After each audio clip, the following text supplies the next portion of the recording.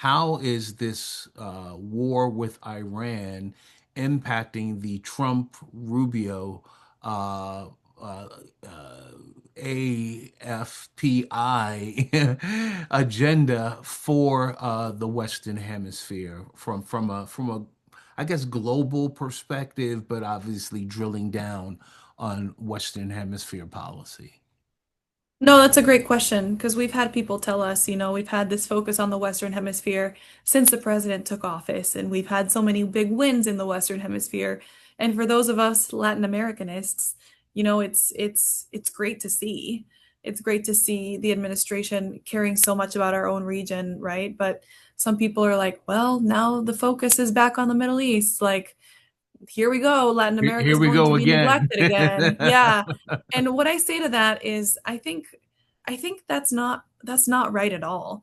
And what the current crisis is really showing us is that Iran and the Western Hemisphere, and what it's giving us the opportunity to show people too, is that Iran and the Western Hemisphere are not completely separate theaters. They're connected.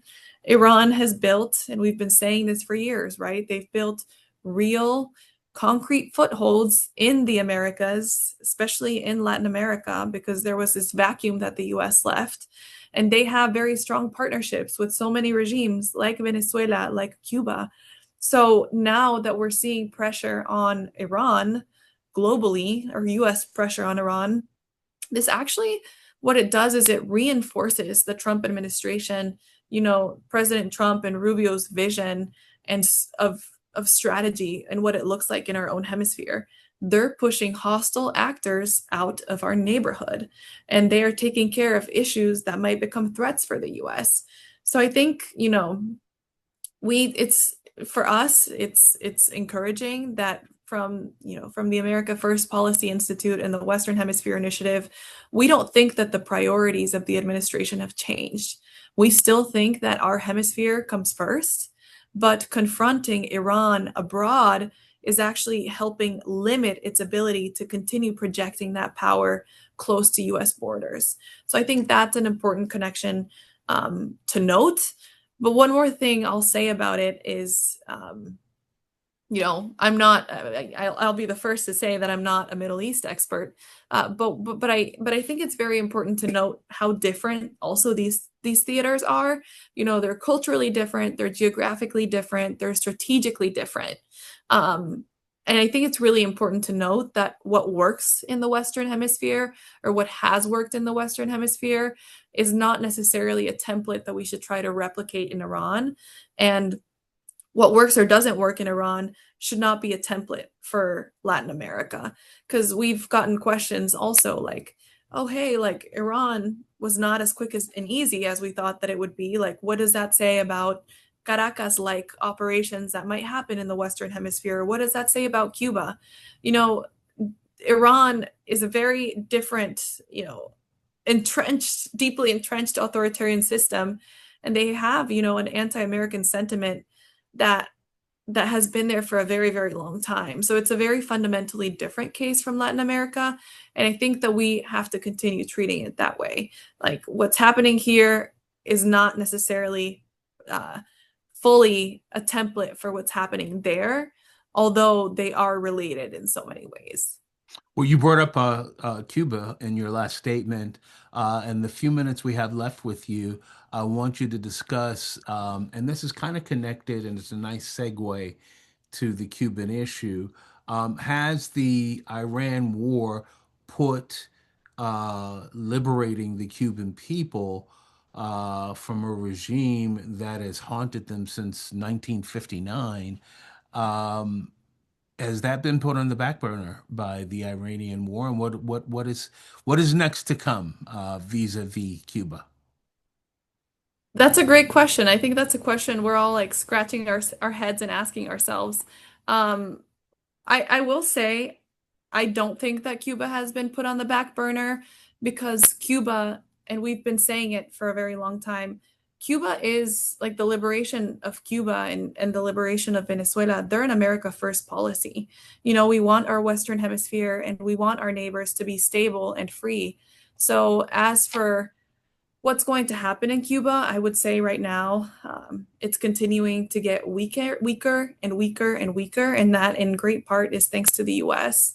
Um, And a by the large way, part of that, not just the government, or in addition to the government, the energy sector in particular. You have rolling blackouts, yeah. shutdown of access to energy. The Cuban people really, I think, have come close to the tipping point where they could very well do what we were hoping the Iranian people or the Persian people would do to the mullahs in Iran, which is demand change. Yeah, and that's the sad part. They've been doing it for so long, right?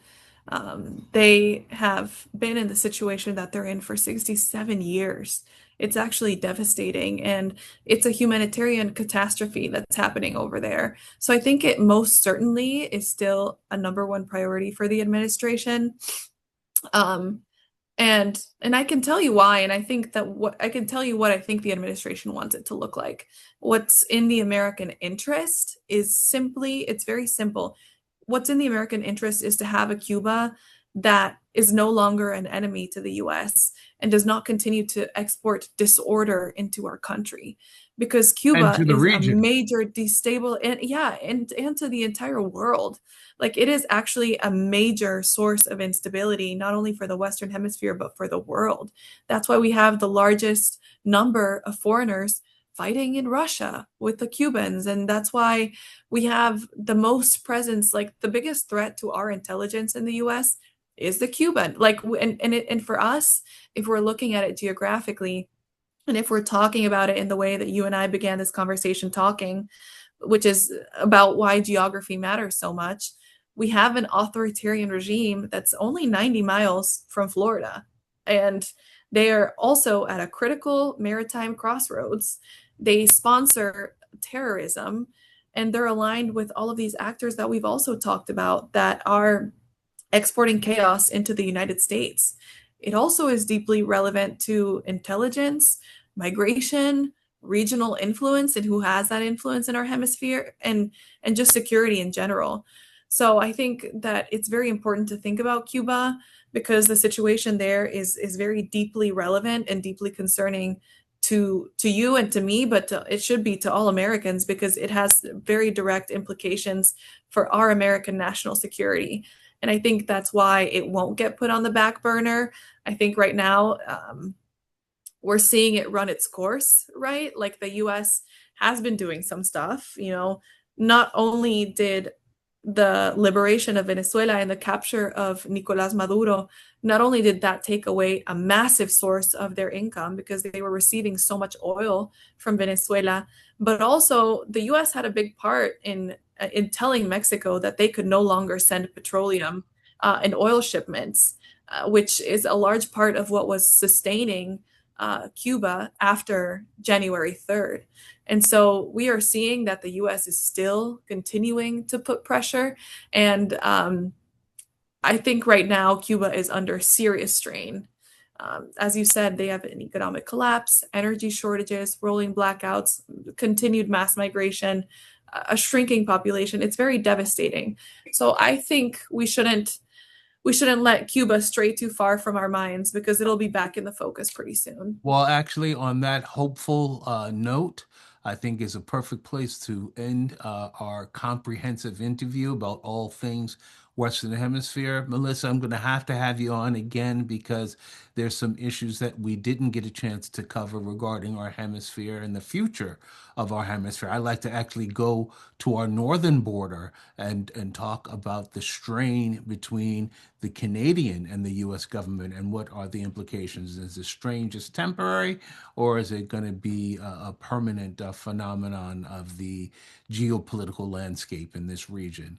Melissa Ford, thank you so much for joining us today on Niger Innis Presents the Trump Revolution. I'm going to end this uh, discussion with the words of my father, great man, Roy Innis, who said, Niger, when you go through life, I want you to live it with the TLC principle.